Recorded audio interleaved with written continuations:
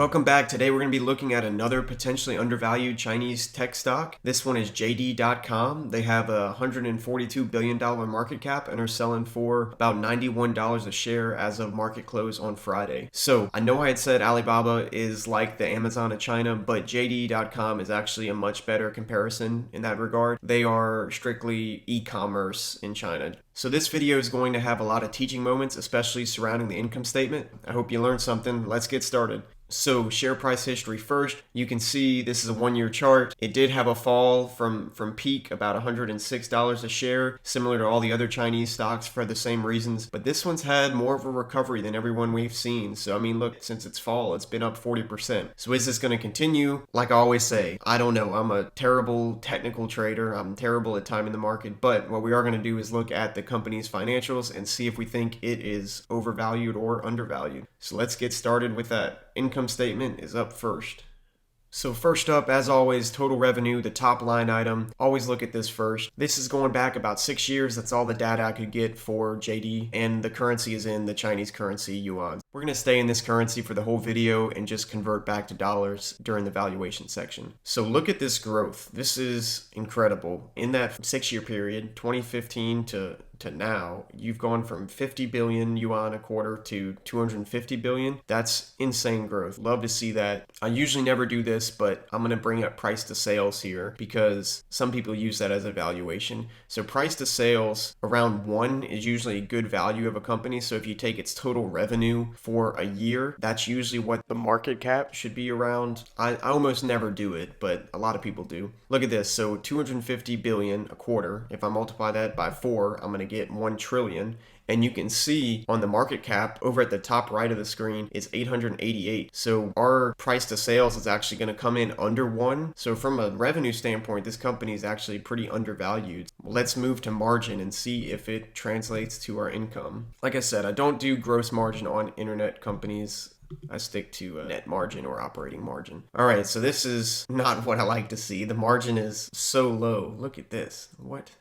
Net margin is hovering around 0%. It's under 5 consistently. You know, Amazon did something similar to this, right? Amazon said they weren't going to make a profit. That was their goal. They wanted to completely reinvest everything to grow the business, and JD could be doing the same thing. It worked for Amazon. I just am not used to seeing this. So this is red flags for me, to be honest. All right, let's go to our pre-tax income.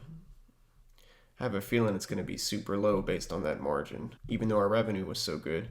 All right, so yeah, usually less than 5 billion a quarter. Recently, it's been higher. We'll see what's going on there. So what I'm going to do is sum these last 4 quarters. So I'm going to sum them here off screen. You can't see it, but I get 37.4 billion for the year. So I'm going to put that over here in the outline section, 37.4 billion. Now, this is the teaching moment. Anytime you see outliers like this, your spidey senses should be going off. You need to figure out what caused this. So that's what we're going to do. I'll save you the trouble. If I go to this other income or expense, you can see this is income that's not related to traditional sales. This is usually income from the selling of securities or businesses. I usually am not a big fan of this. Warren Buffett usually subtracts this from his pre-tax income whenever he's calculating the net worth of a company. So look at this, 20 billion came from this other income. And if I drill down a little bit further, you can see this gain on sale of a security. So 30 billion of their income came from gain of sale. So they sold something for a profit. I don't like seeing that. I don't like companies selling assets. And like I said, it's usually good practice to subtract this from your income. So watch what happens whenever I do that. Look at this. I'm going to have an adjusted pre-tax income. And now remember we got 37.4 billion for the year. Now look at it, our number. If I sum the last 4, I'm going to get 8.4. Man, that's not good.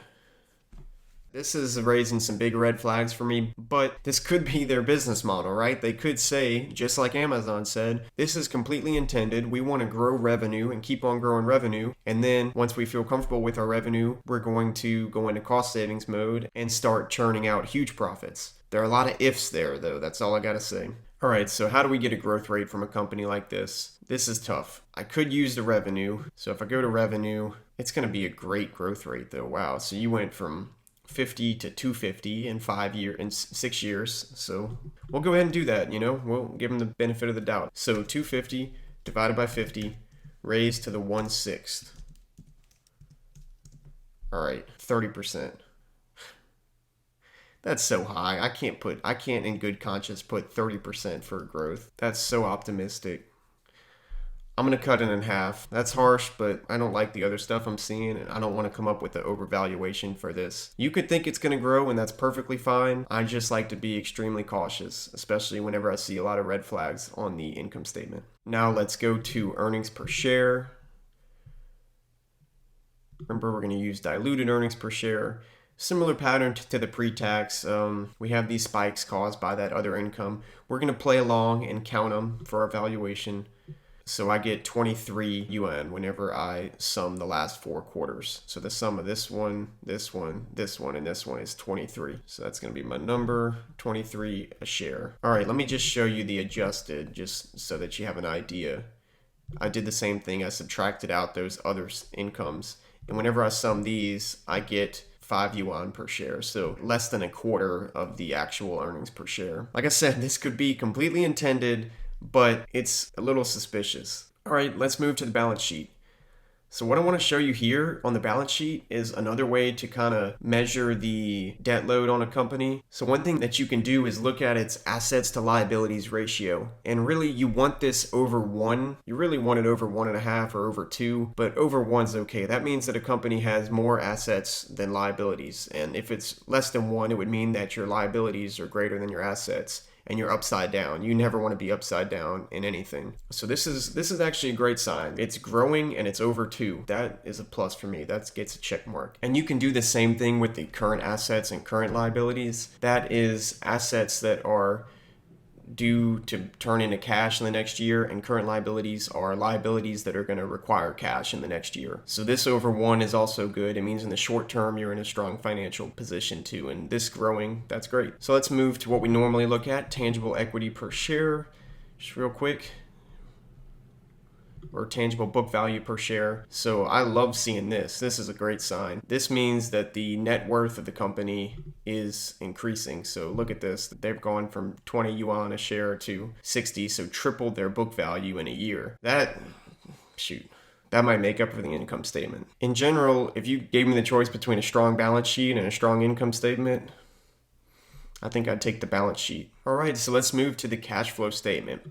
So this is going to have a huge asterisk next to it because I could not get a clear free cash flow. And the reason is that I could not find out what their capital expenditures were. It could be something just lost in translation. So here's their operating cash flow, which you can see if I sum the last 4 quarters to get the last year, I get 38.8 billion yuan for the year, which is actually pretty in line with our pre-tax. So we could use this, but just know that it's not the same as free cash flow. Yahoo Finance did give me a free cash flow calculation, but I was not able to verify that. So I'm going to use it, but just keep in mind, like I said, I was not able to verify it. All right, so I'm going to do the last 10 quarters, and I get an average free cash flow from Yahoo Finance of 7.4 billion yuan a quarter. So I'm going to do 7.4 billion times 4, and that's going to give me yearly free cash flow calculated of 29.6 billion for the year. I'm going to round up to 30 billion.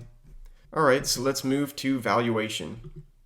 All right, so first one, pre-tax rule of thumb method. Not very good with growth companies, but we'll still do it. Like I said, it provides a good balance to the rest of them that usually overvalue growth. So let's say 37.4 billion times 10, and then divide that by the number of shares, 1.55, to get 241 yuan per share. So I got to convert that back to dollars. So to do that, I multiply by 0.16. because that's the conversion rate.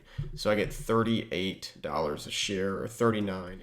And next is going to be our earnings per share and growth formula from Security Analysis, the Ben Graham book. So let's do that. 23 times 8.5 plus 2 times 15. We get 885 yuan per share. I gotta convert that to dollars, so I'm gonna multiply times 0.16. and I get $142 a share. So this one comes in higher, and it usually will if growth rate is significant. It's always going to come in higher than the pre-tax, but combined, and especially combined with discounted cash flow, I think that they give a pretty good number. So last is our discounted cash flow calculations. So first I got to get the free cash flow in billion dollars. So it's that 30 billion yuan times 0.16. So that's $4.8 billion. So 4.8. And then our perpetual growth rate, which usually I slash the growth pretty hard, but remember, I already cut their growth in half, so I'm not going to be that tough on them. I'm going to do 12%, and then my discount rate is going to be 15%. And I get a net present value of $171 billion for the market cap. So what I'm going to do is 171 divided by the number of shares, 1.55, and get $110 per share for that target. All right, so we got 3 valuations. The first one way low, and it usually is. The second one higher, and that growth rate always skews that one. And the DCF comes in a little bit higher than the current share price, and I think that one's usually the most accurate. Now, what do we make of this? There are obviously a lot of red flags surrounding the income statement. It could be by design, but to be honest, it scares me. And if nothing else, it just makes it more difficult to get a real valuation. And that's why I put that quote from Warren Buffett up there. It's more of a paraphrase than a quote. But basically he says, investing is not Olympic diving. You do not get any reward for choosing something that's more difficult. You can wait for some opportunity that you understand, that's easy to calculate, and make just as much money as solving some difficult valuation formula on a company that has a lot of head scratchers in the accounting. That's kind of how I feel here, to be honest. I think there's more opportunity out there. I think there's definitely more opportunity in the Chinese market, but that's just me. I think somebody who understands this, who sees firsthand the growth of JD and says, you know what, they are going to succeed just like Amazon. To you, this could be easy, but that's all I have. If you enjoyed it, if you learned something, please like and subscribe, and I will see you next time.